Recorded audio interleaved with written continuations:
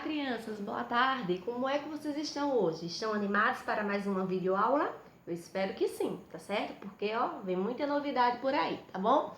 Então, antes de nós iniciarmos mais um conteúdo, nós vamos fazer a correção da atividade anterior, tá certo? Que foi a ortografia das palavras escritas com G e J. Então, vocês vão acompanhar logo agora, tá certo? Em seguida, a correção da atividade. Então, eu espero que vocês observem aí direitinho as questões, tá certo? Deem uma pausa no vídeo para poder realizar a correção da atividade, tá bom? Observem aí, por favor.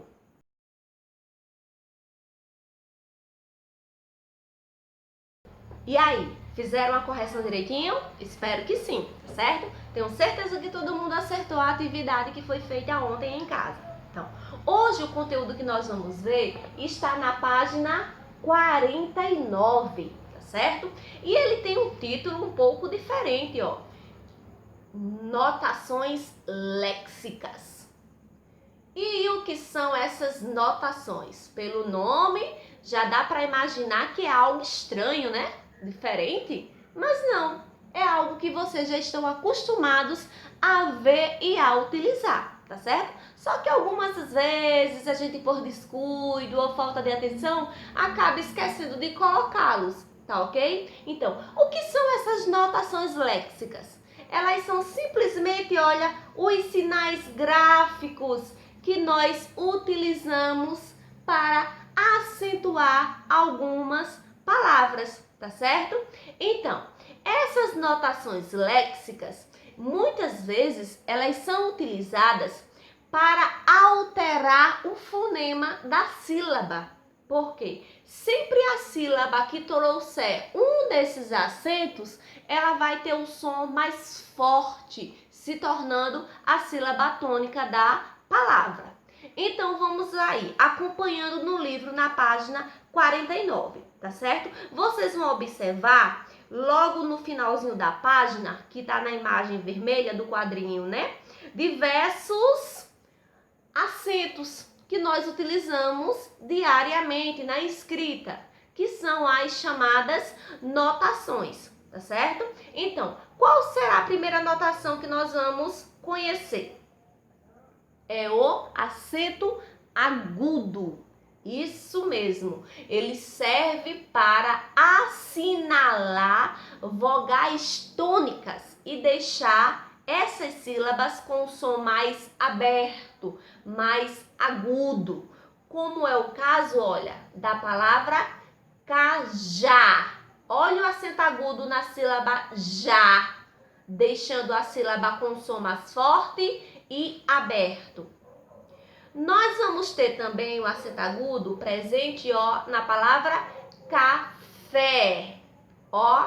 Fé. Temos também o agudo na palavra lírio. Podemos observar também na palavra avó. E por fim, nós observamos aqui, na palavra baú. Então, nós podemos perceber o que com isso?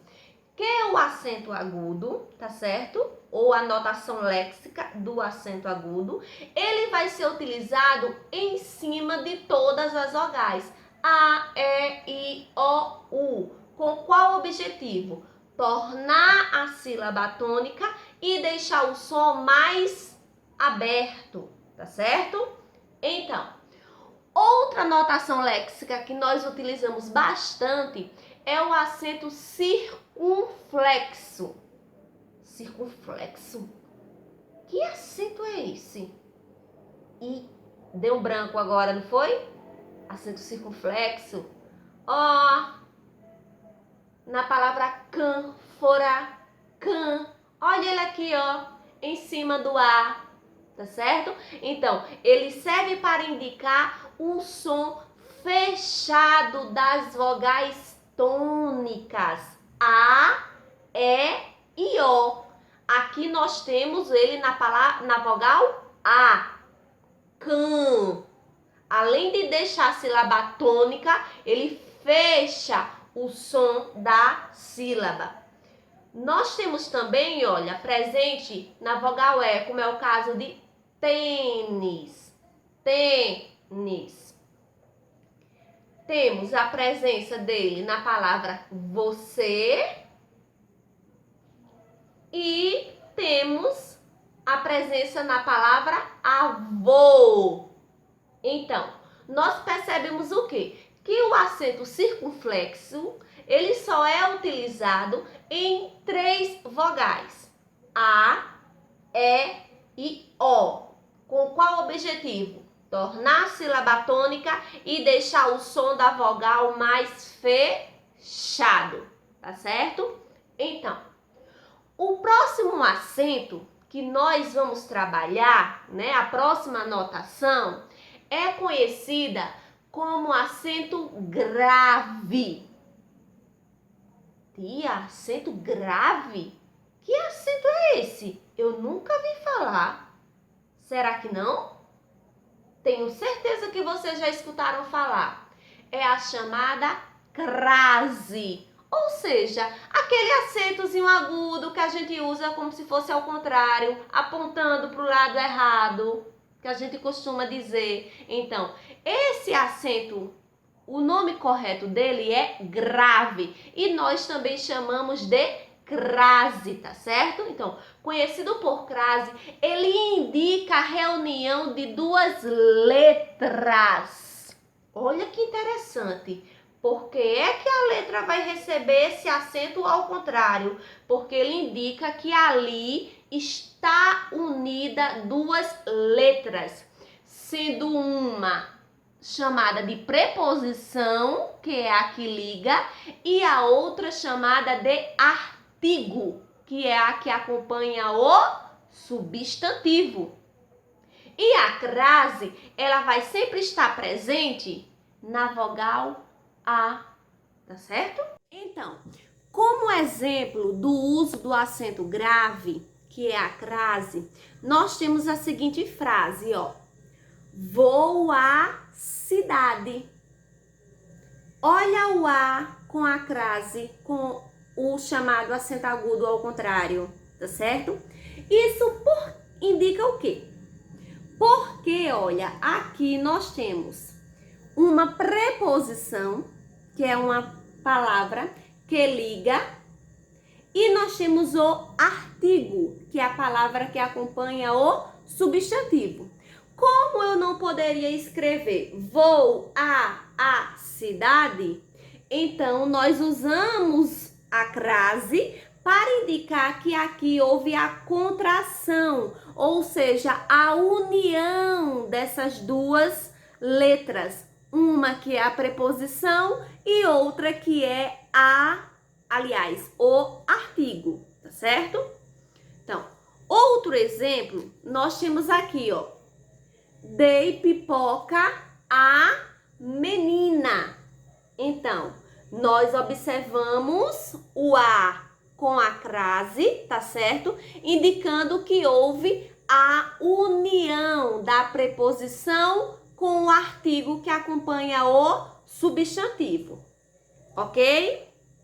Então, outra notação léxica muito utilizada é o cedilha, que sempre é utilizado debaixo da consoante C, antes de algumas vogais, como o A, O e U, para lhe dar o som de S, tá certo? O cedilha, ele é utilizado embaixo da consoante C, antes das vogais A, O e U, para atribuir o som de S àquela letra.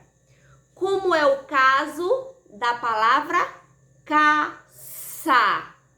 Olha o cedilha embaixo do C, dando som de S. Caça. Aqui nós temos poço. Cedilha embaixo do C, acompanhado da vogal O. E nós temos, ó, açude. Cedilha embaixo do C, acompanhando vogal U. Então, o cedilha, tá certo? Tem o principal objetivo de atribuir o som de S à consoante C, quando ela está acompanhada das vogais A, O e U, tá certo? Podemos avançar? Vamos lá. Então, nós agora vamos conhecer a outra notação léxica, conhecida como hífen. E o que é esse hífen? Esse hífen nada mais é do que o tracinho que nós utilizamos muitas vezes para separar algumas palavras, tá certo? Então, o hífen, ele pode ser utilizado em 3 ocasiões diferentes. A primeira é para separar as sílabas das palavras, como nós temos nesse exemplo aqui, ó. Estudo. Olha o hífen, o tracinho, separando as sílabas, tá certo? Então, essa é a primeira função do hífen, separar sílabas. A segunda função que o hífen pode ter é de ligar palavras compostas. Lembrando que palavras compostas são aquelas palavras formadas por 2 ou mais palavras, como é o caso de couve, flor e tico-tico. Olha quem é que está unindo couve e flor. Quem está unindo tico-tico? O hífen. Então, essa é a segunda forma de como nós podemos utilizar o hífen, tá certo? Na união de palavras compostas. A terceira maneira em que nós podemos utilizar o hífen, tá certo? É quando nós ligamos o pronome oblíquo ao verbo.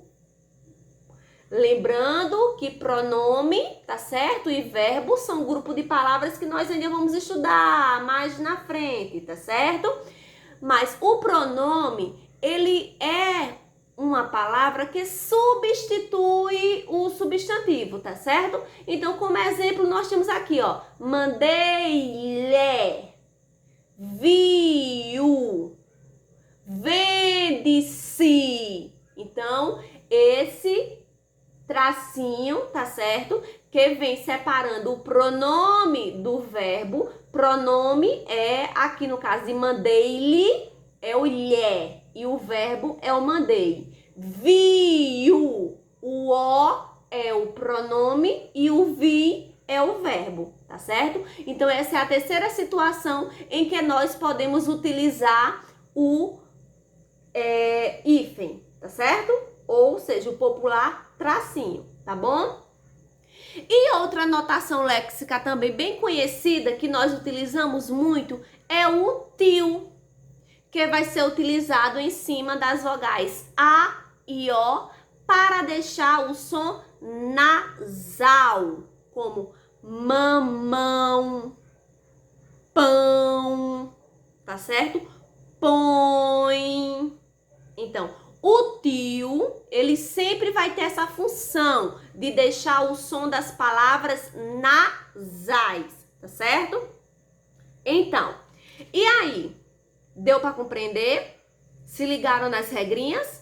É muita informação para uma vez só, né? Mas são coisas simples de absorver. Se vocês observarem direitinho a página 49 e a página 50 do livro de vocês, que vai ter bem clara, tá certo? Essas regrinhas para que vocês possam reler melhor, com paciência e poder compreender. Tá bom? Então, logo após de vocês fazerem a releitura das regrinhas, vocês vão desenvolver a atividade que está na página 51 e 53, ok? Tchau e até a próxima aula. Qualquer dúvida, só chamar no privado do Zap, tá ok?